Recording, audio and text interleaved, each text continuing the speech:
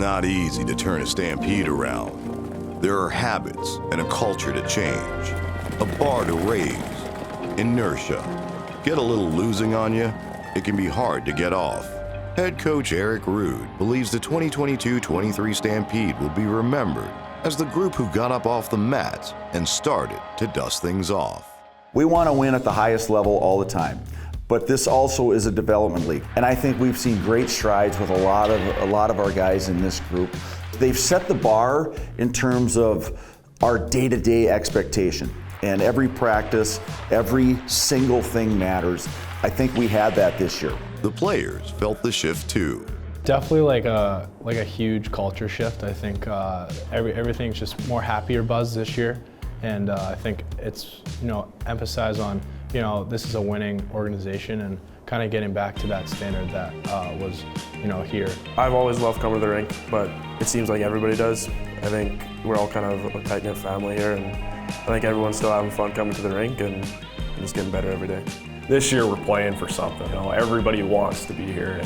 It's a good group of guys and good character group. So that's the main thing, just changing the character of pretty much the Stampede, and it seems like it's gone really in the right direction. It's just been a lot of fun this year. Kind of our group of guys is really tight, and it's a lot of fun to kind of come to the rink and work hard with everybody. The Sioux Falls Stampede are an iconic hockey franchise. With a new GM and head coach to start the season, the Stampede made the decision to double down on development. They jumped in on board with everything we try to do from an individual standpoint all year. Whatever it's been, they have been right there just like this with everything. With the best fans and facilities in all of junior hockey, the Stampede have everything they need to right the ship. Having the OI facilities over there, it's a great facility. You got the turf and the gym over there.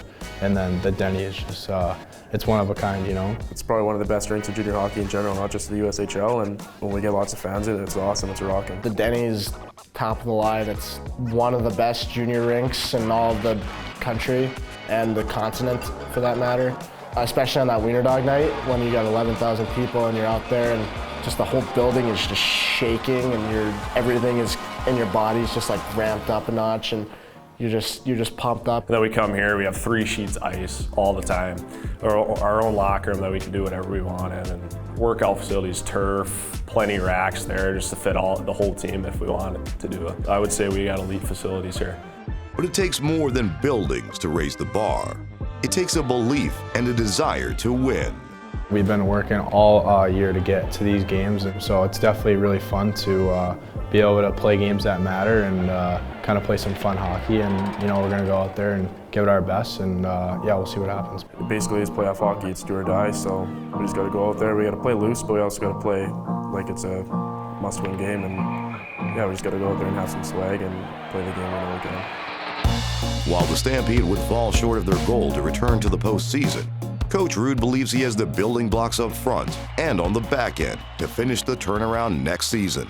You're never quite sure who you're going to get back in terms of returners, because it's dependent on what colleges do. Sometimes they'll lose a guy to the NHL, and there's a bunch of different factors. But as of right now, it looks like we can get 2 of our top centers back, in Chris Pelosi and Jackson Panzer, who have really had great second halves of the year. And Will McDonough's had a great season in terms of a young junior in high school that'll come back for his senior year. We're really expecting big things from him. Up front, those guys should lead the way. And on the D-Corps, Jack Phelan has a tremendous season.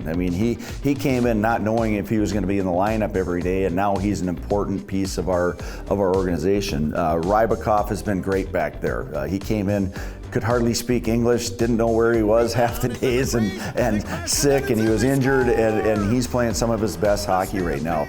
And Kaz Sobieski is really, for a D-Corps, having those 3 guys back, it's a really good place to start. One thing that won't change in Sioux Falls is the undying support of an entire community. A community that fell in love with this team and the effort they made to heal the herd. The fan support here is amazing. I mean, there's not a better place to play junior hockey. There's as good, and there's a lot of really good places, but there's nowhere better than this. When you walk around town, people know who the Stampede are. They appreciate what the organization does in the community. Off ice, our players are all over the place doing a bunch of good things in the community. Oh, it's unbelievable. People will be like, they'll come up to me and be like, "Hey, Will, like, nice goal this weekend," and I'll be like, "Oh, that's crazy." So people know us, and obviously they've been great throughout the whole season, supporting us.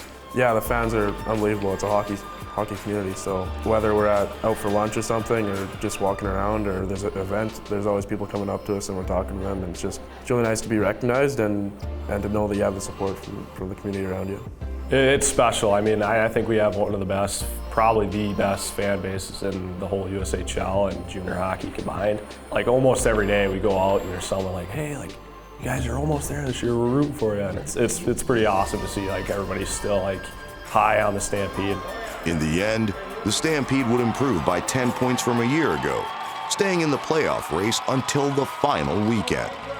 Forward and assistant captain Sam Harris scored 30 goals, a milestone the franchise hadn't seen since the 2015-16 season. It was fun. I kind of set a goal at the beginning of the season that I wanted to get 30, and just having it come true was pretty cool feeling. But I mean, I couldn't have done it without the guys in the team, without the coaching staff supporting me, and I'm just glad that it was a good fit this year and that everything's been kind of clicking. Sammy's been, a key contributor all year, and he's definitely helped us win a lot of games. But the way he got us 30 was kind of just great to see. He takes a cross check in the face, and he's bleeding all over the ice, and then goes back in the tunnel, gets a stitch or two, and then comes back on the ice and kind of scores on the same power play. So just kind of sums up that even if things don't go right for him, he's always coming back and fighting and pushing to get better. This Stampede team loved coming to the rink and knew precisely what was expected of them. Yes, things are changing in Sioux Falls. The future is bright. The bar has been raised and expectations have been set.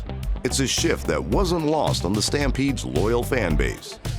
But then also just see them go from the beginning of the season not really knowing each other to working so well together. Now there's that chemistry.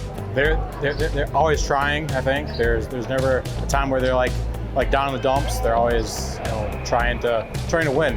I love most about this team this year is the season's been kind of up and down, but it's been so exciting towards the end. The games have been rich and exciting, and nail biters and shootouts and overtime has been just really exciting towards the end. It's been fun to see them go out with style.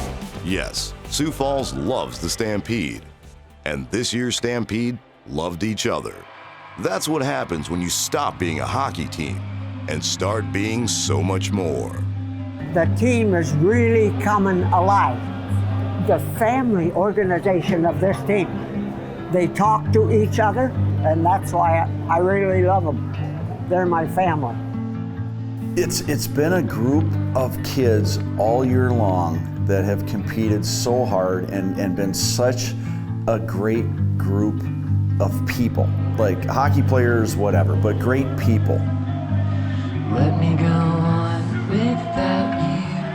Let me go on without you. Let me go on without you. Let me go on.